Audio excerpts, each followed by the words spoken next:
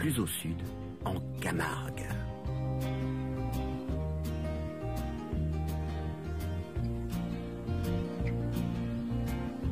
Nous sommes dans une manade, comme on appelle ici les élevages de taureaux sauvages. Un troupeau de taureaux, comme ça, vu de loin, a l'air calme, paisible. Ils vont pas tarder à se coucher et à ruminer. Mais il faut pas se tromper. Ça peut être extrêmement dangereux et surtout d'une rapidité fulgurante.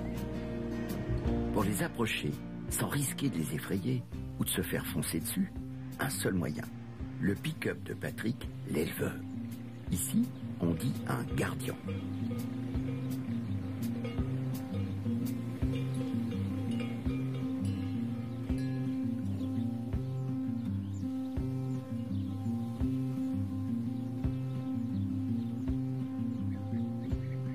Patrick, on est au milieu de tes taureaux. Et avec les mâles. Ils ont entre 1 et 5 ans, ceux-là. Qu'est-ce qu'ils ont de particulier par rapport à tous les autres taureaux qui existent? Ils sont tout le temps à l'extérieur, ils ne sont jamais engraissés, donc ça n'a pas changé leur morphologie à ce niveau-là.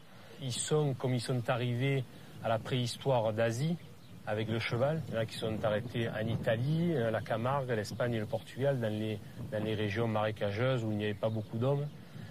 Et c'est le même taureau qui est dessiné sur les grottes de Lascaux et autres. Et surtout, ce qui les change d'un charolais, c'est leur agressivité, leur mental. C'est des bêtes de course. C'est des bêtes de course, ouais. Allez, non, les hommes préhistoriques ne devaient pas rigoler pour aller chercher le steak. Il fallait le mériter, là.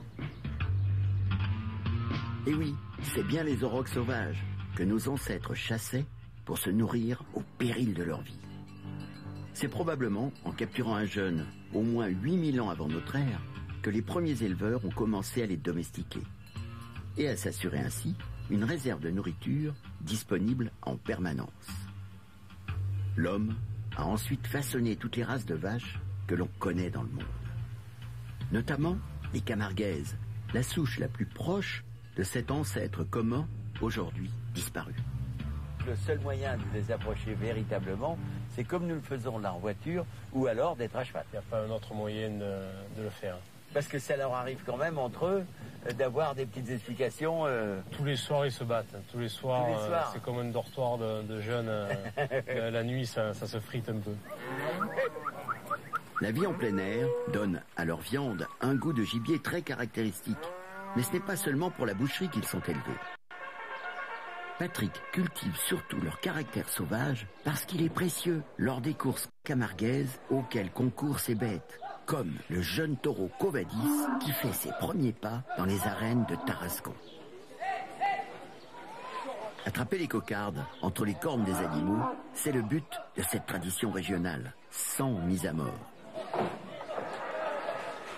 Et pour faire des bons taureaux de course, l'important, c'est ce que les gardiens nomment le grand cœur.